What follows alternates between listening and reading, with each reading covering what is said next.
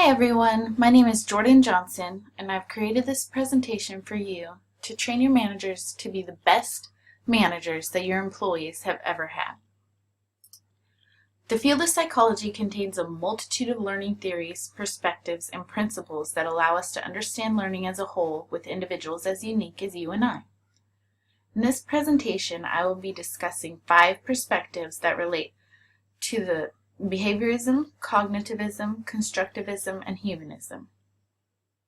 First, I'm going to be talking about repetition. As a manager, it's important for your employees to grasp the basic framework for your company, and for you as their leader to help them build a solid foundation. The theory of behaviorism is a learning process that involves conditioning of behaviors that transpire through interactions with the environment. The studies of behaviors are conducted through a systematic process of observation. When it comes to employees in the workplace, it's important to teach them repetition. Prior to allowing your employees to perform a task on their own, I recommend that you oversee the process until you're confident that they can complete the task on their own. Ensure that you give them plenty of instruction and show them how you do things to help them understand. Remember that not every individual learns in the same way, and you may need to cater to their individual learning needs. You can't just expect someone to be good at something the very first time they try. They must practice. That's how they learn the skill. The next thing we'll be talking about is reinforcement. Reinforcement is an awesome tool when it comes to teaching within the workplace as well. The use of reinforcement can be a positive motivator to help employees be successful in their learning behavior, as well as their job performance. Focus on praising the positive behavior in order to minimize the negative actions. Reinforcement can incorporate anything that increases or supports behavior. This can include incentives, days off, bonuses, anything like that. Positive reinforcement is the method of acknowledging and rewarding a preferred behavior in order to keep that behavior positive. Positive reinforcement can be something as simple as praise or even a bonus.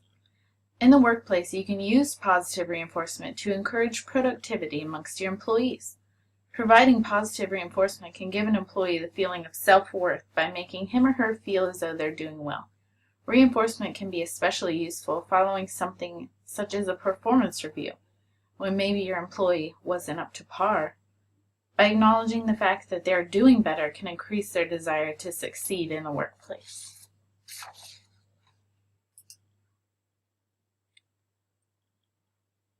Intellectual stimulation is something that not everyone is familiar with.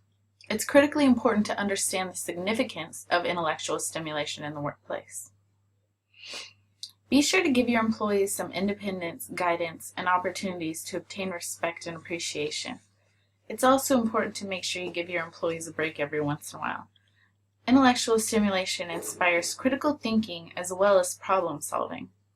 As an employer, being a leader is important, but it is just as important to allow your employees to lead and excel in the workplace.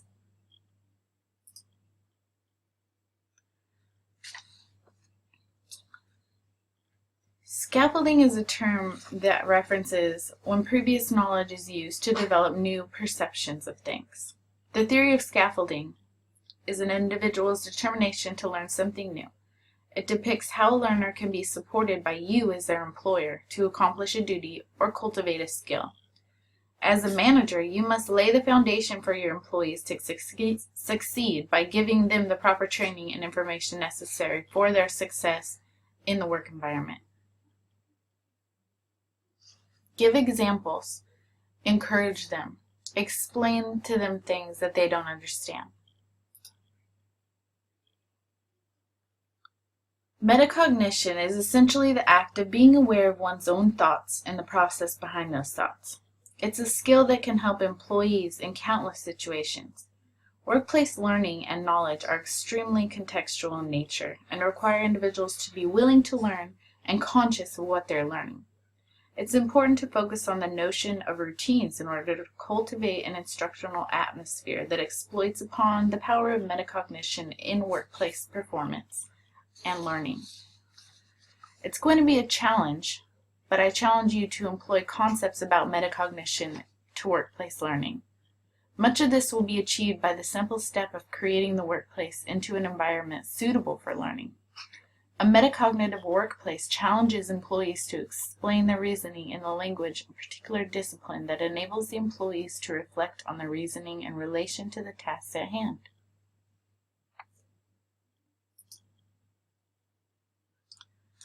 To understand motivation and how to motivate your employees in particular, it's important to understand your employees as a person.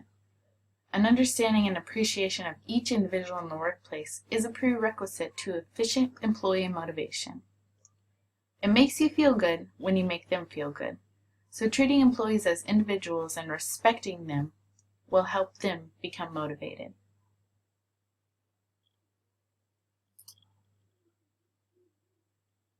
Thank you very much for listening to my presentation today. I hope you all have a wonderful day.